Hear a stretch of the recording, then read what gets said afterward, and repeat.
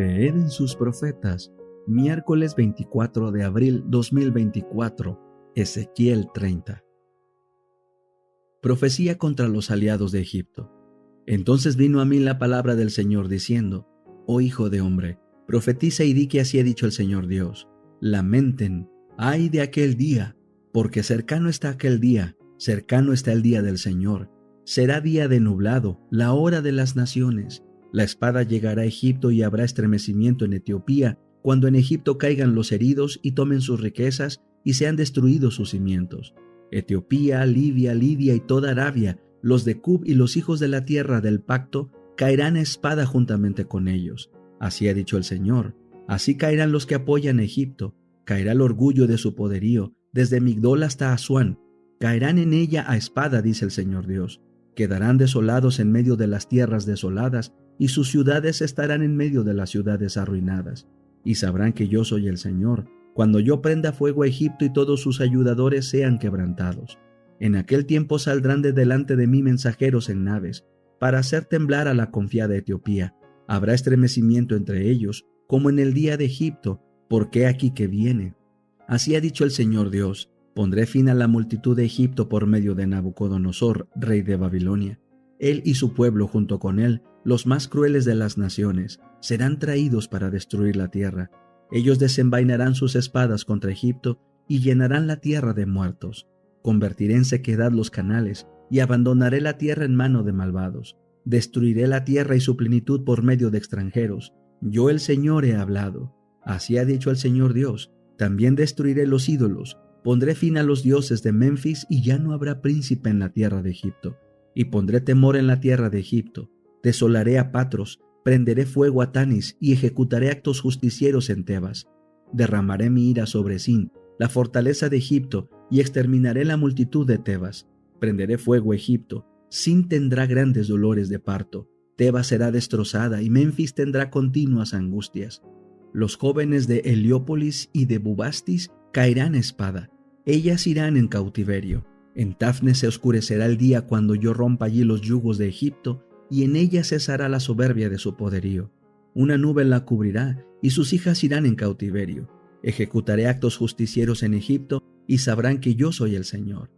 Decadencia egipcia y apogeo babilónico. Aconteció en el 7º día del mes primero del año 11, que vino a mí la palabra del Señor diciendo: Oh hijo de hombre, yo he roto un brazo del faraón, rey de Egipto, y aquí que no se lo he vendado poniéndole medicinas, ni se le ha puesto una venda para ser entablillado, a fin de fortalecerlo para que pueda sostener la espada.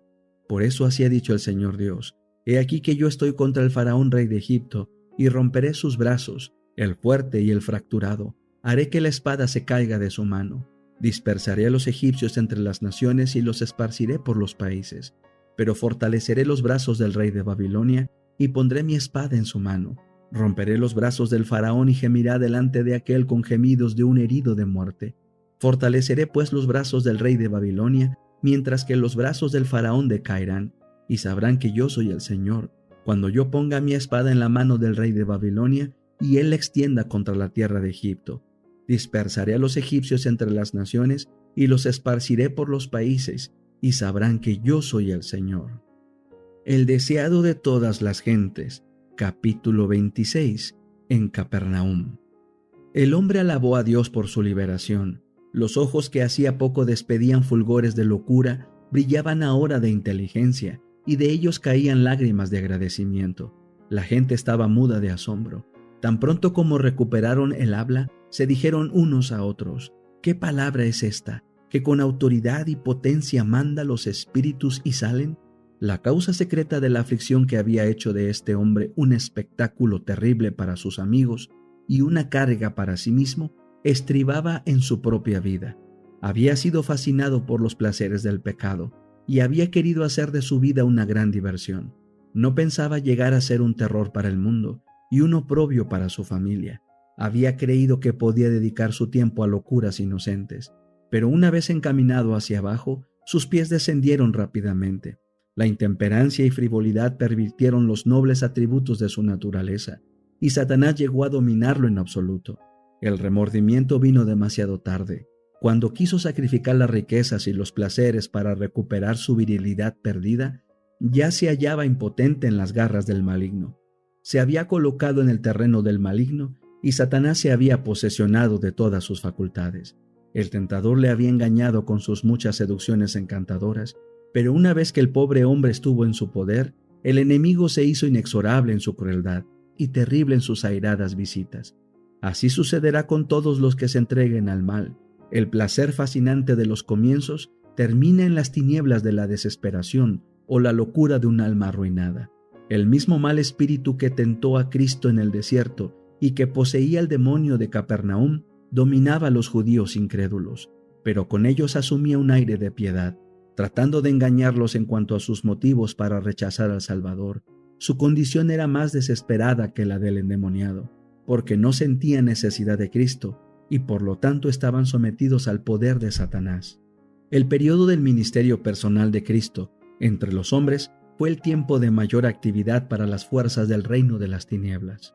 Durante siglos, Satanás y sus malos ángeles habían procurado dominar los cuerpos y las almas de los hombres, imponiéndoles el pecado y el sufrimiento, y acusando luego a Dios de causar toda esa miseria.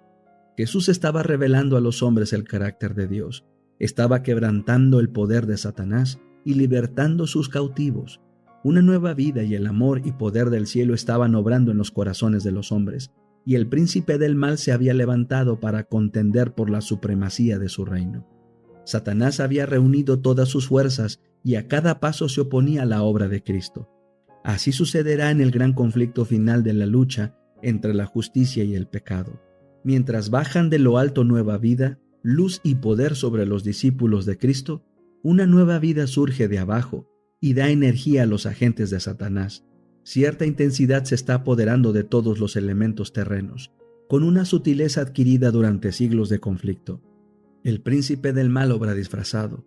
Viene como ángel de luz y las multitudes escuchan espíritus de error y a doctrinas de demonios. En los días de Cristo, los dirigentes y maestros de Israel no podían resistir la obra de Satanás. Estaban descuidando el único medio por el cual podrían haber resistido a los malos espíritus. Fue por la palabra de Dios como Cristo venció al maligno. Los dirigentes de Israel profesaban exponer la palabra de Dios, pero la habían estudiado solo para sostener sus tradiciones e imponer sus observancias humanas. Por su interpretación, le hacían expresar sentidos que Dios no le había dado. Sus explicaciones místicas hacían confuso lo que él había hecho claro. Discutían insignificantes detalles técnicos y negaban prácticamente las verdades más esenciales. Así se propalaba la incredulidad, la palabra de Dios era despojada de su poder y los malos espíritus realizaban su voluntad.